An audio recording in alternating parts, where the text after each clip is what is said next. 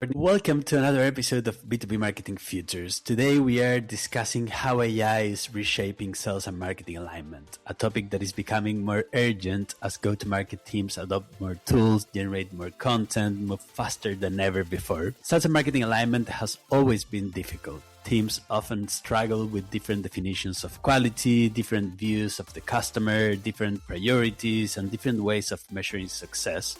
But AI adds a new layer to this challenge. On one hand, AI can help teams identify accounts, personalize messaging, generate content, support sales conversations, and surface insights faster. But on the other hand, if sales and marketing are not aligned, AI can also amplify the problem. It can create more fragmented messaging, more disconnected workflows, and more inconsistent customer experiences. Today, we'll explore where AI is genuinely helping, where it may be creating new risks, and what skills we require for human judgment, governance, and cross-functional collaboration. But before we get into that discussion, I'd love for our guests, Christy and Denise, to introduce themselves and share a bit about their role and current focus. So very welcome, Christy, Denise. Yeah, definitely. Thank you so much for having me, Joaquin. So I'm Christy DeAssis, Director of Demand Generation and ABM here at Achievers. We are a B2B SaaS platform in the employee recognition space, and I own the performance side of marketing. So that includes paid media, SEO, now AEO, so answer engine optimization, ABM, our website, and of course the team that executes across all of it. Basically a lot of acronyms. If it sounds like a keyboard smash, it's probably part of my remit. So it's a little bit about me. Thank you so much, Christy. Welcome. And Denise, welcome. Thank you. Thank you for having me. So I'm Denise Stoker. I'm in charge of go-to-market enablement. So my role is basically, the goal is to train and educate sellers and provide them with the right message to deliver to the clients, trying to make a cohesive story out of the product that we're promoting. And of course, focus on product launches and like special occasions, which require us to craft specific messages. Awesome. Thank you so much for those introductions. We know that there's a lot of hype around AI go-to-market, but I'd like to ground this in what is actually happening inside your teams. So I would love to know, where is AI already changing the relationship between sales and marketing alignment? Is the biggest impact in account identification, messaging, content creation, pipeline management? Love to hear, how are you using AI and how it's impacting sales and marketing alignment? Beyond the specifics of how AI can augment the processes and the workflows, the place I feel it most is really in the speed of intelligence and the risk that comes with the speed. As an example, we use an ABM platform within Achievers for account intelligence and intent signals. And with AI baked into those platforms now more than ever, with more sophisticated capabilities, we're getting account prioritization recommendations, scoring changes, trigger alerts. The algorithm gets retrained, right? More frequently. And we get a lot of those recommendations around account prioritization specifically faster than we've ever gotten them before. And that's genuinely useful. But there's a practical example that I want to share, and a story that I've told Joaquin before, is that sometime in April, we saw our MQA count spike overnight. So MQAs are what we would consider like these high intent accounts that we want sales and marketing to kind of swarm. So it spiked from about 950 accounts to nearly 3,000, literally overnight. Someone on my paid team caught it because our paid social audience size also spiked. Those same accounts also feed our ad targeting. And we had to go back to our ABM platform and basically say, what happened here? And it opened up a real conversation about how much we trust the signals that we're acting on. So AI is making it a lot easier to move fast. It won't necessarily make it easier to move accurately, especially when sales and marketing aren't as aligned on certain definitions. And if they're acting on those same signals that we rely on AI on, though, if those signals are wrong or inflated, you've just amplified the misalignment instead of fixing it. That's, I think, one risk I've seen play out myself. On a positive note, where I find AI is really helping the relationship is definitely more on the content and enablement side. And I think, Denise, you can speak to this really well. Our sales team used to create their own sequences in outreach, even when we gave them marketing approved ones. So it's not out of malice. They just didn't feel like maybe the marketing copy spoke to their buyer's actual language that they use. And now with AI tools, they can iterate faster, they can personalize faster. We can give them a version, they can adapt it. And AI helps them read through account activity and helps them tweak it and improve it. And we don't lose months of going back and forth. The feedback loop is a lot shorter in that regard. And I find that that's where AI is really helping that alignment currently within at least my organization. There are two sides of the coin, right? Because on one side, sales can accelerate themselves and can kind of do things alone, but at the same time, marketing is still important. And when you come with cohesive messages like sales plays and specific contexts that the signals are maybe known to sales, but they don't always know how to interpret them the same way that marketing does. And I think that within this context, what AI does sometimes is that if marketing and sales are not aligned or are not enough aligned, so it kind of amplifies that. And if they are enough aligned, it can amplify that as well. I can tell you, especially from relationship dynamics, because marketing and sales was always a complex relationship. And the alignment wasn't just on the tool level. Yeah, we have a lot of stuff, a lot of insight, but you had to build trust and authority, because marketing as a whole has always been like people felt like they could do that without the marketeers. And now that there are tools that come and are supposedly taking the place of the marketeers, then sales might feel that they can do the work themselves. So I think that the work that needs to be done around relationship and around trust between sales and marketing with the context of AI has become also more important now than ever. Yes, I think that within that context, an example that I can give is that right now, at least from the enterprise perspective, a lot of times sales has seen marketing as a content creation engine. And from my standpoint right now, there is enough content for sales, 100%. I think an example that I can bring is that from a lot of conversations with sales, we know that there is a lot of customization of content. So we have sales plays in place, and when they come to the client, so this client has a very specific problem, very specific context, specific workloads that they're working with, specific data that they want to migrate. So they take from each deck, each sales play, and they craft their own message. But most of the time, it is hard for them to find the right message. And so, for example, one thing that we did within our department is help rely on AI for content discovery.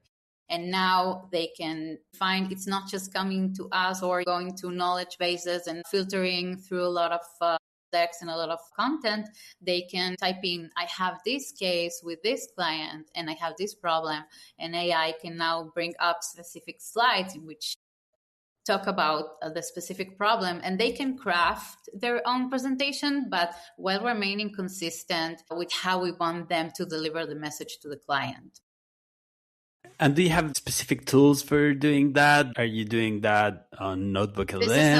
This is on the works, okay? Wasn't like 100% delivered, but we're building an agent. So there is like a material pool that it's a little bit also back to the governance, the source of truth. We want them to take from our materials, from what we know works with the clients, with what is aligned with the message that we want to convey. And from that source of truth, they can take out whatever materials they want. And what is great about that, it also helps us kind of manage and make sure that the materials that they're using are up to date. For example, we have a product that has been alive for 2-3 years, and there are new features that are all the time being updated. And even from, let's example, capacity standpoint, a pricing standpoint, a lot of things tend to change. So we don't want sales to use outdated information just because they needed like a specific slide to talk with a specific customer. These agents have like this source of truth, which we make sure that is relevant and up to date. That's great, because you took something that in the past was marketing equals content, but in a one-to-one basis, like, hey, marketing, give me this new cadence or give me this or give me a new white paper. And now with AI, you almost amplify the role of marketing to a knowledge repository where they can pick whatever they want, but within the boundaries of marketing and the company wants to tell. I think that sounds very clever. And Chrissy, I'm very curious to also know more about what are the dynamics internally that you have. You mentioned earlier that the engaged accounts tripled and things were moving fast, but not necessarily accurately. And you can amplify the misalignment. So I'm very keen to know about those processes as well and how you put those boundaries, if you put the boundaries or you let cells move freely. I don't know. That is a very valid question. And that's actually one of the biggest risks that we're consistently trying to address and think about, mainly because, especially moving away from search engine optimization to answer engine optimization. So SEO was about, for example, getting your content to rank on Google so people would click through to your site. AEO is about getting your content to be the answer, right? So the thing in an AI assistant or a generative search engine pulls when someone asks a question, that click may never happen. Now the game is shifted from how do I rank to how do I get cited, referenced, trusted as a source by the AI itself. And the risk that I was referring to that we've been talking about is because AI is reducing web traffic, right? Because buyers are getting answers directly from LLMs without ever visiting your site. The traditional intent data that we used to get, which we would feed back to sales too, through whether that's like, at least for us, we use it, our ABM platform, right, that produces daily reports to sales on like, these are your highest intent accounts. That intent data is largely built around, well, of course, your first party data, so marketing activity, sales activity, but also on web behavior. People actually visiting your site. And again, that's not happening as much as it used to, right? So the intent data that we're getting is essentially becoming less reliable. So that means that the signals that we've been using to align with sales around who's in market are degrading. And if we don't acknowledge that, then we're going to keep presenting confident looking data to the sales team that increasingly doesn't reflect actual buyer behavior, because a lot of research and the evaluation now happens in what we call like the dark funnel, right? And the dark funnel is getting broader and broader and like bigger. So a lot of that evaluation happens more in the dark, right? In the shadows, because folks are not actively going on your site anymore. So I think the paradox that we deal with AI is making our signals noisier at the same time that it's giving us more capability to act on those signals. I think the teams that figure that out are the ones that will have real alignment. Everyone else is just going to have faster misalignment. And it is my take. I think that's the risk that we're constantly trying to address, is like, how do we get more reliable intent signals in this environment, in this world? And then how do we build confidence from sales in that intent engine that we've built in this new world, right? Yeah, that's, of course, it has been always tricky, right, in marketing, how you can collect first party data. And if you're missing your website, which was the main source of first party data, you still need to start being more creative and maybe analyzing more your ads and how people are interacting with your funnels and trying to build a story, a narrative, and testing ideas. Have you been experimenting with that, for example? Like, okay, so if people that we are pushing this message, people are interacting positively with this kind of ads, then we should do more of this kind of content, for example? Yes, we've always been a very data-driven, data-centric org. So I'm lucky to be able to operate in that type of culture. So that practice has always been around. But what AI helps accelerate is, before you would have to pull all that data manually, push it into spreadsheets. There's tools now that allow you to ask an AI assistant, right? For like, what campaigns are driving our biggest late stage pipeline? And what are the creatives tied to that? What is the messaging that creatives using? So in terms of like how AI is accelerating the speed at which we can get those insights, that's how we're using it currently in our org. We've gone beyond the experimentation stage in that sense into like the actual application of how do you actually leverage AI so that you're moving faster on experiments, on tests, right? I have someone on my team who manages our conversion rate optimization strategy, and she's built an artifact in Claude that plugs into like our A/B testing tool and pulls the data, synthesizes all of the tests that we've run. What are the next tests we could do, and how do we prioritize that based on what makes the biggest impact on our pipeline eventually? And that used to be all manual, tedious work. And in a sense, like every person on my team, and they all have their own swim lanes and they're all subject matter experts, they have their own assistants. Yeah, it's removing the asymmetry of information, right? Because now in the past, you needed to ask a paid media manager for the insights of the latest campaign, like which creative was the one that was performing better. Now a manager or a director or even CMO or CEO could have access to the information directly, right? So you can have conversations. Then maybe you can also ask the paid media manager about like how things are performing, like how you perceive things, but they have a lot of information as well. The kind of conversations, I think you can raise the bar in terms of implementation. And I think that brings us to a bigger question, which is if AI can increasingly suggest accounts, generate messaging, automate follow-up, read data, etc., what is left for humans to decide? Because alignment is not just about having the same tools, it's about making the right strategic calls. Which accounts matter most, which messages are actually credible, when should sales intervene, when does a customer need education rather than a pitch. So yeah, I'd love to hear how both of you think about the role of human judgment in an AI-enabled go-to-market motion. I have to say that from a go-to-market perspective, yes, it is great for bringing the signals. It is great for finding the patterns and to bring them to the table. But I think that at the end of the day, the human judgment comes from the context, because even if AI has the data, sometimes it doesn't know how to prioritize it the right way, right? So things like ICP, product market fit, strategic decisions, I think we're not at that stage yet. And I think that from a human perspective, you still have to be there, at least holding the hand, even if it brings you the insights, even if it brings you the data and it brings you a lot of clarity, right? Clarity is a great value of AI at this point, but we're not on the stage where AI can make a higher level, higher touch decisions. Yeah, we can give it sometimes to manage the bids and that kind of stuff, but the higher level decisions will still remain with humans, I believe. I would piggyback off what Denise is saying. I would add, aside from context, is also interpretation and knowing when the data is lying to you in a sense. And I'll follow that with a concrete example.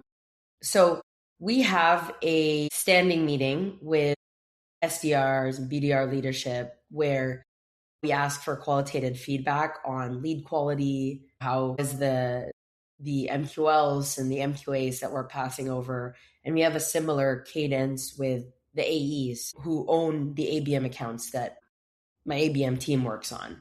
And so what are the reps saying? What's coming up on the calls? And one of the things that I've learned the hard way is a lot of the perception on the sales floor forms through tribe mentality, for lack of a better term. So not necessarily always actual sample size data. For example, one rep will have a bad week.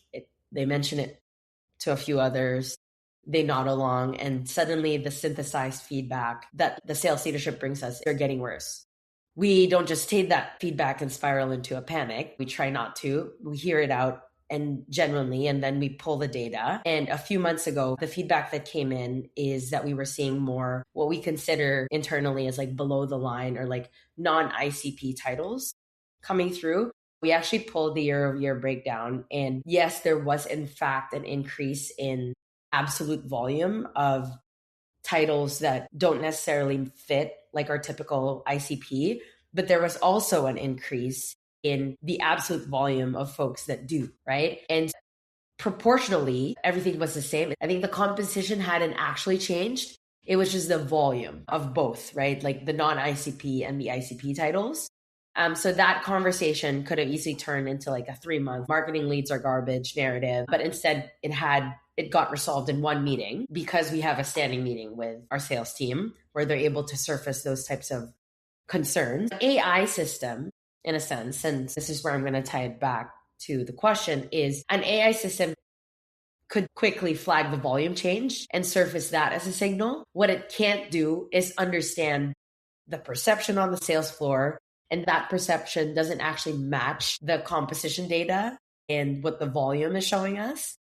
And the relationship risk of not addressing that perception quickly is real, even when even when sales is right in saying that the volumes increased. But if you look at proportionally year over year, the volume's the same. I think that's a good example of the human judgment layer that AI won't be able to do. It's not going to be able to push back. It's not going to know when to listen. And it's not always going to know when the story the data is telling is incomplete. Could have probably phrased that better and more concisely, but I just wanted to show that parallel of how we would address it with the sales team in real time on the floor. But AI is not going to be able to have that critical judgment and thinking to be able to understand when to poke holes in the claims that are being made. I think AI still has that confirmation bias. While you were talking, something popped out of my memory, and I think it's the context. You said interpretation, and what came up was intuition, human intuition. And I have a specific example to bring here. So when I just came to NetApp, when I was more on the pipeline creation, demand generation side, I came and I had to basically, I was part of a go-to-market team for an install-based product. So I just came, it was early. I said, okay, we have install-based data of a lot of customers. Let's do something like quick and dirty. Let's build some sort of sequence, some sort of nurturing campaign. And it was something that it was quick and dirty, short term, but it was very, very slice and dice from a messaging perspective and very layered built. So it was something that I set up pretty quick. The campaign ran through about 2-3 months. And then at the end of the day, we kind of saw the results. There wasn't a lot of engagement. There wasn't a lot of results out of that. We didn't see, okay, maybe someone was opening the email, was seeing the ad, but no hardcore engagement, right? So I put it aside. And about after a year of being within the role, I don't know why that campaign kind of came back to my mind. And we were measuring attributed the ARR, like influence ARR. We were creating new scoring and we were working on that. So when we kind of pull that campaign back in, I said, it's interesting to see what happened with that. It figured out that that campaign didn't have an immediate influence, but within a course of time, it actually became clear that it kickstarted a lot of the sales cycle and overall funnel engagement that clients had over the year. And it was amazing to see, because if we just looked at it as it is, just one time, something that didn't succeed, we put it aside, didn't look back at it. And if I didn't have the hunch that this was something worthwhile maybe getting back to, then we would miss it. And then definitely we brought it back and we doubled down on that as the initiator of other processes and other. Yeah. It definitely won't always have like the same historical context, internal knowledge, and understanding of even your seasonality. Maybe we'll get there eventually once everyone becomes expert prompt engineers and can write prompts. But I think it's going to take time. There's still a bit of a learning curve for humans and for machines. Yeah. And if we ever want AI to perform like a human, we need to give full context of things, right? We can't just give one data set and expect AI to perform like a human, because you really need a context of how things are going on outside of the company, inside of the company, in the past, in like everything, right? So yeah, it takes time to build those systems. And yeah, once you build the system, something new appears, right? And probably a new AI, a new model or something will appear, and whatever you are writing will sound like AI because you are not humans. In my opinion, we are always ahead of how things are happening, right? Because we have way more context than any system that we could create. But yeah, of course, the goal is to create something that looks like human, right?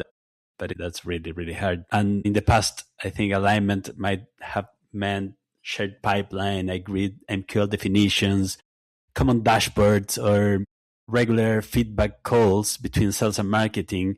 I think today we need more alignment around data, the prompts, the workflows, messaging, the customer signals. So it's way more data oriented, in my opinion. Yeah, there was one thing that I wanted to add to the conversation, and that is kind of a challenge that we have. I think it's from a compliance slash governance standing point, because one of the challenges that I face in my role is that I work with salespeople, but when it comes to feedback loops, which AI is supposed to really support here, we have a challenge, because when sales come to me and they say, this is something that happened that was brought up in a customer call, is already too late to act upon that.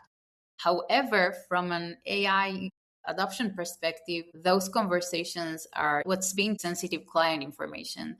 And we're not at the stage in which AI adoption can be incorporated there. And so I think at one side is one of our biggest challenges that AI could solve. At the same time, from a compliance and governance perspective, we're not there yet. And so I don't know how to fill the gap, but if I could do that, I think it would be like a great solution to my job.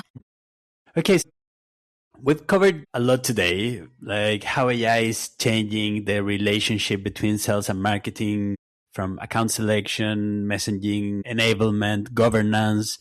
I would love if you could share one key takeaway that you learned today or that made you think that, yeah, you should do something different to improve sales and marketing alignment. What does AI mean in the context of sales and marketing alignment? The good alignment in the AI era, and you talked about it, Joaquin, saying before, alignment between marketing and sales meant like shared definitions around MQLs, MQAs, shared understanding of data and the context that we feed AR, for example. And so I would actually argue that good alignment in the AI era looks a lot like good alignment always did, right? So I think the fundamentals still really matter.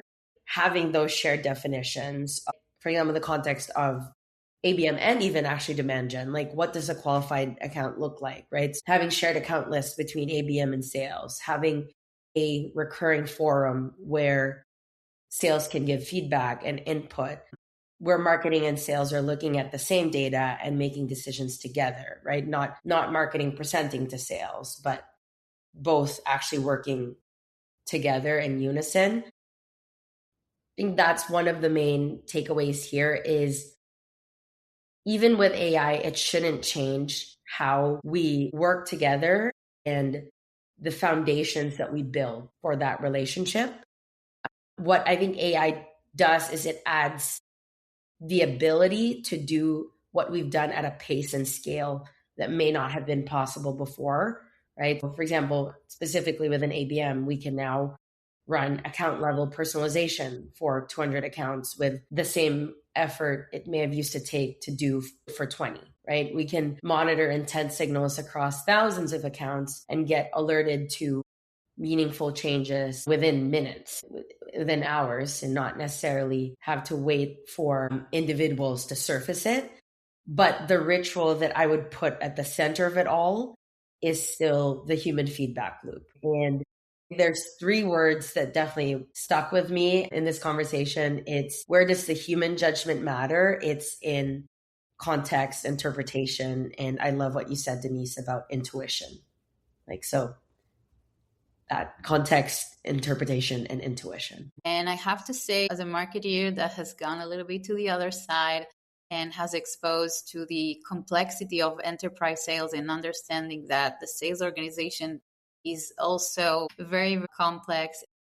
For example, as a marketer, I was always aware up to the opportunity level and then to the end of the deal, the ARR and the pipeline. And now I know that from the opportunity to the actual money, it's a journey. It's a big journey. It's qualifying the opportunity. It's doing the POC. It's accompanying the client and tailoring the POC to its needs. And then another layer that sometimes gets missed a lot within the marketing context is the customer success side, which are also the influence revenue and should be also considered part of the sales organization. And that journey is a long one and a complex one.